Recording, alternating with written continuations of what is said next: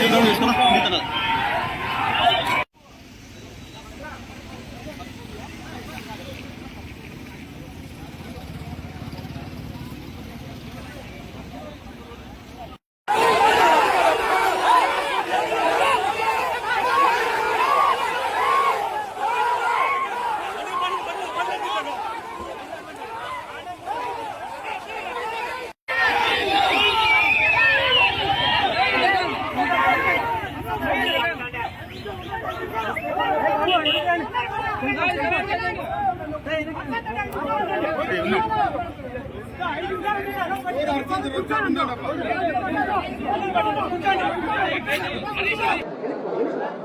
2 రోజుల నుంచి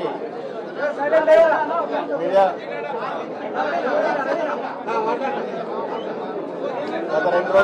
మనం చూస్తున్నాము. మీడియాలో కానీ సోషల్ మీడియాలో కానీ వచ్చే చాలా వ్యాఖ్యలు అంటే ఇది ఎక్కడో చిన్న యాక్సిడెంట్ నుంచి మొదలయ్యి యాక్సిడెంట్ కూడా కాలేదు, యాక్సిడెంట్ అవ్వబోయే పరిస్థితుల నుంచి మొదలయ్యి అక్కడి నుంచి దాని పొలిటికల్ టర్న్ అంటే పొలిటికల్గా ఒక అడ్వాంటేజ్ తీసుకోవడానికి వైఎస్ఆర్ పార్టీకి చెందిన ప్రకాష్ రెడ్డి మాట్లాడుతూ పరిటాల సునీత గారి మీద కావచ్చు, సురేంద్ర గారి మీద కావచ్చు బేస్లెస్ ఆరోపణలతో ఈ చిన్న పార్టీ ఇదైతే మొదలైంది. అక్కడి నుంచి ఆయన ప్రెస్ మీట్లో సమాధానం చెప్పినప్పుడు ఎంఎస్ రాజు గారు సత్యసాయి జిల్లా అధ్యక్షుడిగా, మడకశిర ఎమ్మెల్యేగా ఆయన కూడా ప్రెస్ మీట్లో పాల్గొని వాళ్ళు మాట్లాడిన ఎన్నో మాటలకు సమాధానం చెప్తూ అన్నిట్లోనూ ముఖ్యంగా నారా లోకేష్ గారిని తన హత్యలో కుట్ర చేసినట్టుగా వాళ్ళు కూడా ఆరోపించడం. ఈరోజు ఆయన స్థాయి నారా లోకేష్ గారు అదే పనిగా అనంతపూర్కి వచ్చి ఆయన హత్యకు ఏదో కుట్ర చేశారు అని తనకు తాను ఎక్కువగా ఆలోచన చేసుకొని ఏవైతే కామెంట్లు చేశారో దాని మీద తీవ్రంగా ఆయనకు అర్థమయ్యేటట్టుగా సరైన పదజాలంతోనే రాజు గారు దాని మీద పూర్తి స్థాయిలో వివరణ ఇవ్వడం జరిగింది. వాళ్ళు చెప్పిన మాటల్ని తట్టుకోలేక రాజుని, ఎంఎస్ రాజు గారిని కించపరుస్తూ, ముఖ్యంగా వెనకబడిన కులాలను కించపరుస్తూ, కులవర్తుల్ని కించపరుస్తూ జారిన మాటలుకి ఎంఎస్ రాజు గారు సవాల్ వదలడం జరిగింది. అందులో ఏవైతే తను మాట్లాడున్నాడో దాని మీద ఏదైనా సరే స్పష్టంగా క్షమాపణ అయినా చెప్పు, సమాధానమైనా చెప్పు అని చెప్పని ఛాలెంజ్ వదలడం జరిగింది. అందులో భాగంగా గత 2 రోజుల నుంచి మనం చూస్తున్నాం సమాధానాలు అయితే మనకేం వినపడలేదు. సమాధానాలు వినపడకపోగా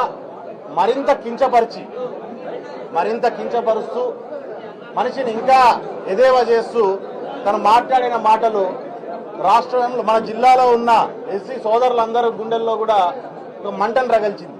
వీడు సమాధానం చెప్తాడా, క్షమాపణ చెప్తాడా తేల్చుకోవాలి, అది వినాలి అని చెప్పి ప్రతి ఒక్క ఊరు నుంచి ఈ జిల్లాలో పక్క జిల్లాల నుంచి చాలా మంది ఎస్సీ సోదరులందరూ కూడా ఈరోజు ఇక్కడికి రావడం జరిగింది.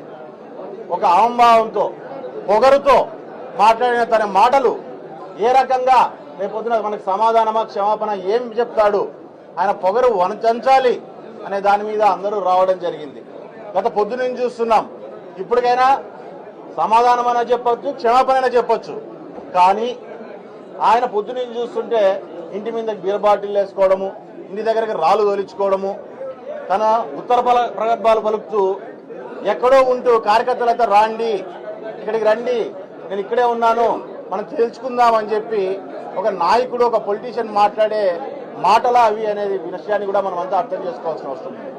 ఈరోజు సమాధానం చెప్పలేని పరిస్థితి ఉంది కాబట్టే ఈరోజు దీన్ని ఏదో రకంగా ఒక గొడవ మూలకంగా మార్చుకొని దీని అడ్వాంటేజ్గా తన పార్టీలో తన నాయకుడికి నచ్చిన రాజకీయం ఏదైతే ఉందో, గొడవలు కావచ్చు, హత్యలు కావచ్చు, ప్రజల్ని ఇబ్బంది పెట్టడం కావచ్చు, ఒక బూర్జువా మనస్తత్వం కనపడేటట్టుగా ప్రజలందరికీ ఈరోజు తను తీసుకున్న స్టెప్స్ అనేవి కూడా మనకు కనపడుతున్నాయి.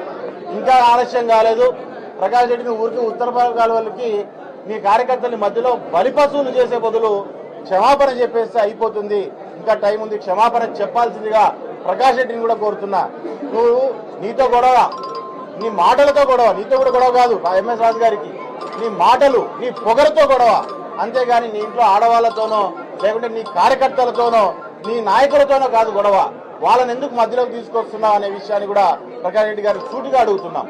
క్షమాపణ అయినా చెప్పు, సమాధానమైనా చెప్పు, ఇంకా సమయం ఉందని చెప్పి నేను తెలియజేస్తున్నాను.